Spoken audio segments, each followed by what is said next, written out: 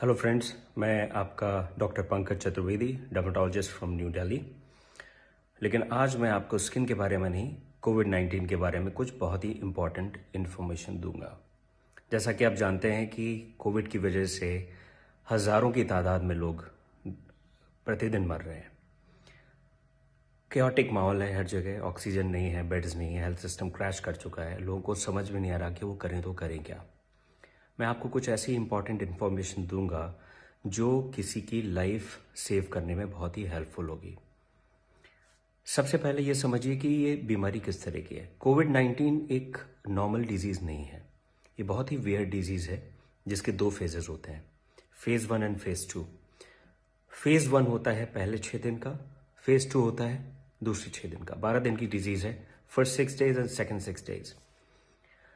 आपके लिए ये बहुत ही इम्पॉर्टेंट है जानना कि जो कोविड में मोर्टेलिटीज़ हैं, जो लोगों की डेथ्स हो रही हैं, लोग वेंटिलेटर पे जा रहे हैं और जिनको ऑक्सीजन की ज़रूरत पड़ रही है, वो फर्स्ट 6 डेज में नहीं पड़ती, वो सेकेंड 6 डेज में पड़ती है।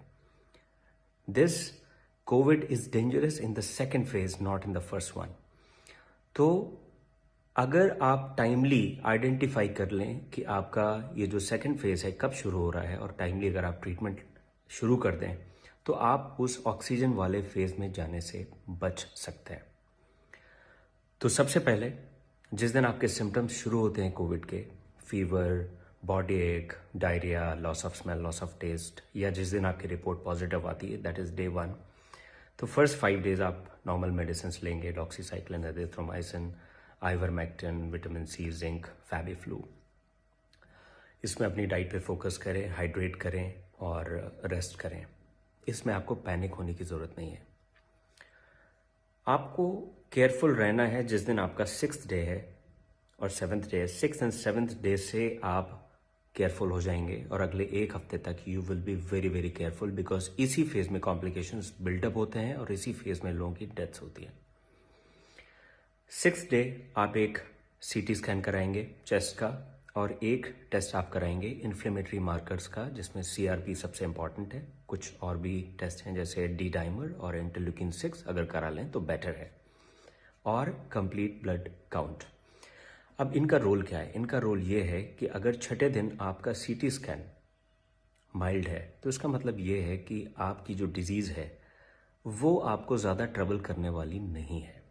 अगर आपका CRP लेवल बहुत माइल्ड है, नॉर्मल है या रेज्ड ज़्यादा नहीं है, इसका मतलब ये कि आपकी बॉडी में जो इन्फ्लेमेशन बिल्डअप हो रहा है वो ज़्यादा नहीं बिल्डअप हुआ है और आपको पैनिक होने की ज़रूरत नहीं है। Of course you have to be careful, but panic mode में जाने की ज़रूरत नहीं है। लेकिन अगर आपका CT स्कैन शो कर रहा है कि आपके चेस्ट में लंग इन्वॉल्वमेंट मॉडरेट है या सिवियर है और आपका CRP लेवल भी बढ़ा हुआ है, that means you will be in trouble after few days. इसलिए आपको बहुत ही केयरफुल रहना है। अगर ये लेवल्स आपके मॉडरेट टू सीवियर आते हैं, CRP का लेवल बढ़ा हुआ आता है, तो immediately you will consult a physician and from 6th और 7th day you will start your steroids and blood thinners. ये 2 चीज़ें हैं जो पेशेंट की जान बचाती हैं, अगर टाइमली आप स्टेरॉइड शुरू करें और टाइमली ब्लड थिनर्स शुरू करें।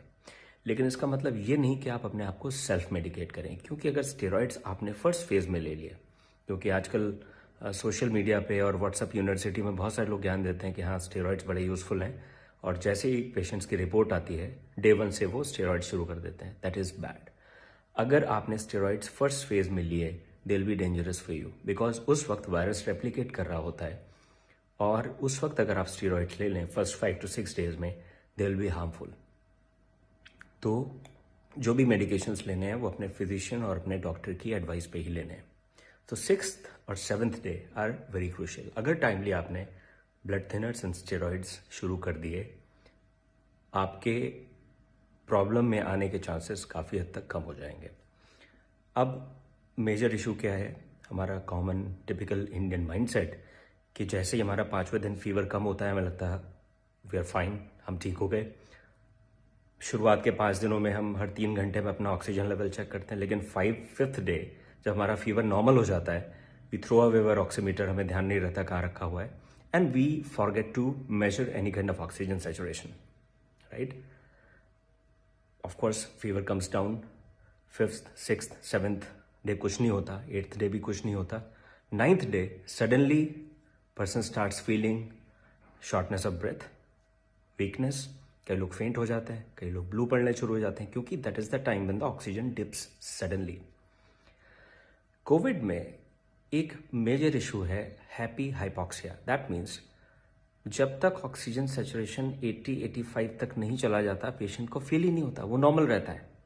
He starts doing his daily routine activities, उसको लगता है मैं तो ठीक हूँ। और उसको उस वक्त अगर कोई बताता भी कि आप मेडिसिन ले लो, तो उसको लगता है कि क्या बता रहा है मुझे, because I am perfectly fine, why should I take medical care, because I don't feel anything. But that is the time, if you check, lot of people, they have subclinical hypoxia. Their oxygen saturation is 90, 85, sometimes 80, but they're doing perfectly fine.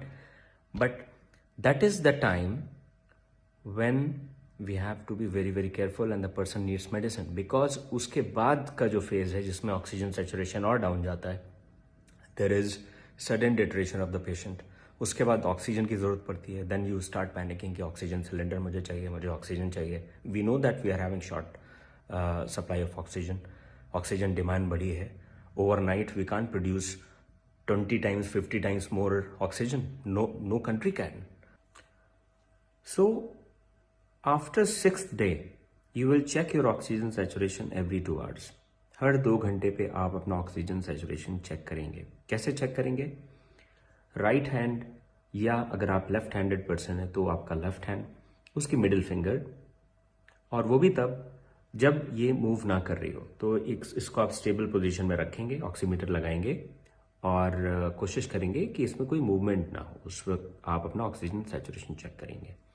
उसके बाद आप walking position में भी अपना saturation check करेंगे, जिसको बोलते हैं 6 minutes वॉक टेस्ट। आप ऑक्सीमीटर लगाएंगे, 6 minutes के लिए वॉक करेंगे और उसके बाद देखेंगे कि आपका ऑक्सीजन सैचुरेशन कितना है। इट शुड नॉट फॉल 5% और मोर देन दैट। अगर आपका ऑक्सीजन सैचुरेशन वॉक करने के बाद 5% डाउन जा रहा है, that means your lungs are affected and you have to be extremely careful and seek medical attention. अगर आपका बैठे हुए ऑक्सीजन सैचुरेशन 90 आ रहा है, लेकिन आप वॉक कर रहे हैं, उसके बाद वो 85 हो जाता है, that means your lungs are affected. तो इस चीज़ का भी आपको बहुत ध्यान रखना है। So we have to avoid that situation. हमें उस कंडीशन में पहुंचना ही नहीं कि हमें ऑक्सीजन की जरूरत पड़े, बिकॉज जब आप स्टेज में पहुंच जाते हैं तो ऑलरेडी डैमेज हो चुका होता है। काफी हद तक रिकवर होने के चांसेस 50-50 होते हैं। आप बच भी सकते हैं, आप नहीं भी बच सकते हैं। तो आपको उस स्टेज में पहुंचना नहीं है। You have to prevent that situation and you can only prevent by identifying the time line of Covid and taking proper measures right from day 6 और day 7, right? If you'll do that, most probably you will sail through, most probably आप बच जाएंगे और अपने आसपास जो भी आपके रिश्तेदार हैं, जो भी आपके फ्रेंड्स हैं, फैमिली मेम्बर्स हैं, उनको भी आप बचाने में हेल्प करेंगे। फ्रेंड्स, ये जो वक्त है, ये जो समय है, वो है एक दूसरे की हेल्प करने का। मैं एक डर्मेटोलॉजिस्ट हूँ, but still I am making this video so that I can make you aware.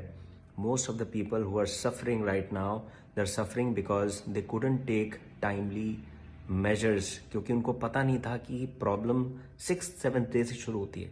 They thought that 4 or 5 days fever was there and after that they became perfectly fine. 5वें दिन fever चला गया, मैं तो ठीक हो गया। Because of this, they don't know. Please educate them, okay? And do not ignore your symptoms. Consult a physician. Online consultation कर सकते हैं। स्टैंडर्ड गाइडलाइंस हैं कोविड केयर के। एंड पैनिक में ना रहें। अगर इन चीज़ों को आप फॉलो करेंगे, most of you will be fine. Take my words. Thank you.